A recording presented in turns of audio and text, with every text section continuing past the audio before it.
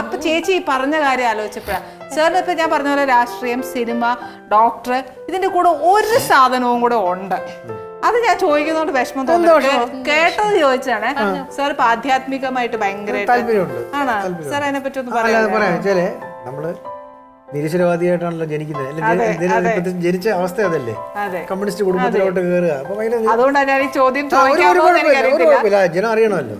അപ്പൊ ഫാദറൊക്കെ വീട്ടിലൊക്കെ പള്ളിയിൽ പോകുന്നൊരു പരിപാടി അങ്ങനത്തെ കാര്യമില്ല. ഞാൻ ഭയങ്കര നിരീശ്വരവാദിയായിട്ട് ഇങ്ങനെ പോകും. പിന്നെ നാച്ചുറലി അങ്ങനല്ലേ. പക്ഷെ മദർ ഭയങ്കര പ്രകാരവും കാര്യങ്ങളൊക്കെ. പക്ഷെ കുറച്ച് മുന്നോട്ട് പോകുമ്പോഴേ ലൈഫിലെ നമ്മൾ ഈ ടേൺ തന്നെ ഭയങ്കര ടേണാണ്. ഈ സിനിമാന്റെ സ്വപ്നങ്ങളില്ലാത്ത ഒരാൾ. ഞാൻ പഠിച്ച ലയോള സ്കൂളിലാണ് ട്രിവാൻഡ്രത്ത്. അപ്പൊ അവിടെ ഇംഗ്ലീഷാണ്, മലയാളം ഇല്ല. 8th സ്റ്റാൻഡേർഡിൽ മാഗ്നത്ത് സ്റ്റാർട്ട് ചെയ്യും. മലയാളം അറിയാൻ പറ്റുന്ന ആളാണ്. ഇവരോട് ചോദ്യങ്ങൾ ഇങ്ങനെ ചോദിക്കാൻ തുടങ്ങിയാൽ ഇത് എവിടുന്ന് വന്നു ഇത്? അപ്പൊ നമ്മൾ പിന്നെ കൂടുതൽ അറിയാത്ത കഴിവുകൾ ഇത് എങ്ങനെ വന്നു, ഈ വാസനയുണ്ട്, നമ്മൾ ഇതിനെക്കുറിച്ച് വായിക്കാൻ തുടങ്ങി.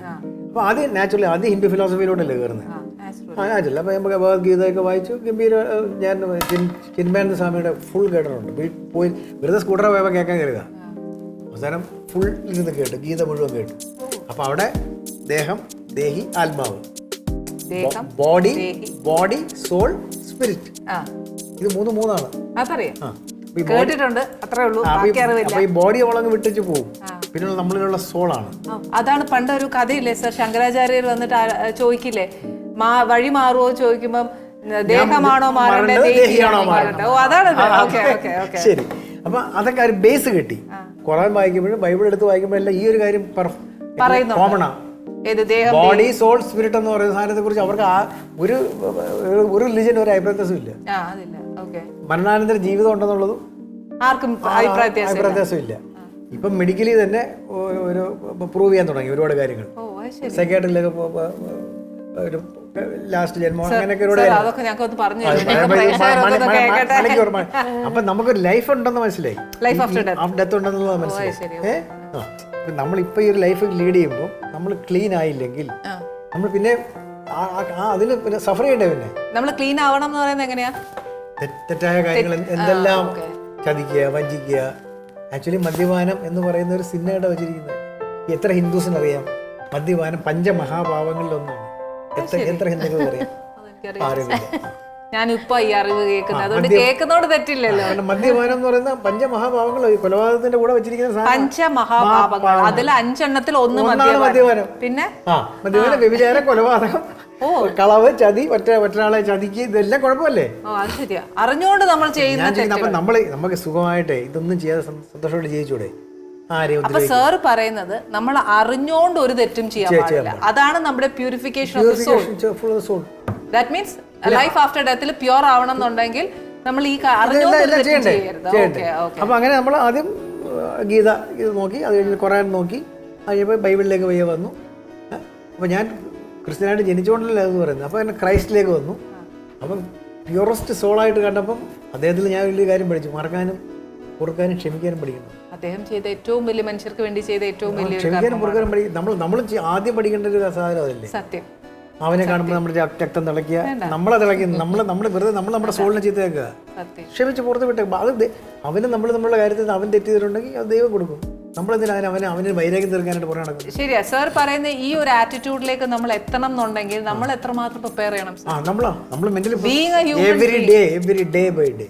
അല്ല, ബീങ് എ ഹ്യൂമൻ ബീങ്. ഞാനിപ്പോ ഈ ഇരിക്കുമ്പോ എത്ര കൊല്ലത്തെ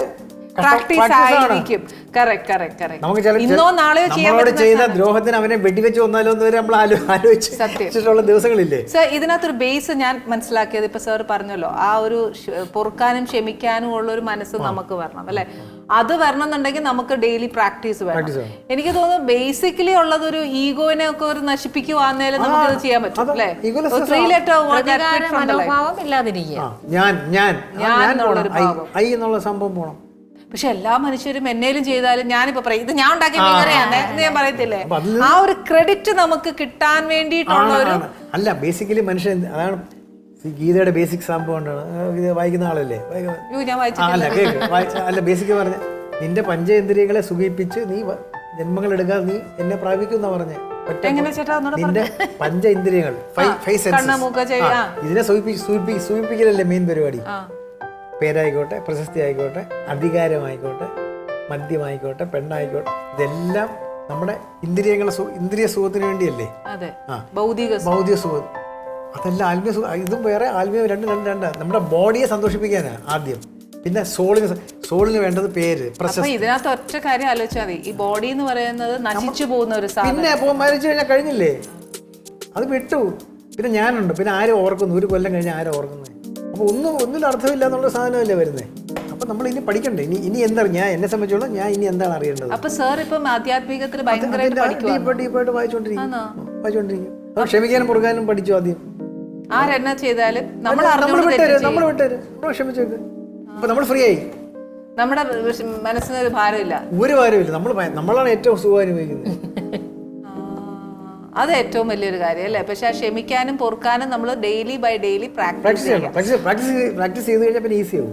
പിന്നെ ഒരു കാര്യം, നമ്മൾ അറിഞ്ഞോണ്ട് ആരോടും തെറ്റ് ചെയ്യാതിരിക്കുക. അപ്പൊ നമ്മുടെ സോളിലേക്കുള്ള പ്യൂരിഫിക്കേഷൻ ആവും അല്ലേ. ഇതാദ്യം ഞങ്ങൾ ഇത്രയും ചെയ്യട്ടെ, എന്നിട്ടല്ലേ ബാക്കി. ഇനി അഥവാ നമ്മൾ ആപത്തത്തിൽ എന്തെങ്കിലും ഒരു വാക്ക് തെറ്റായി പറഞ്ഞു പോയി, സോറി അബൌട്ട് ഇറ്റ് അല്ലേ. ശരി, സോറി പറയാനുള്ള മനസ്സ് അല്ലേ. മനസ്സിലാവും. Ali's Kitchen. Let's cook with love.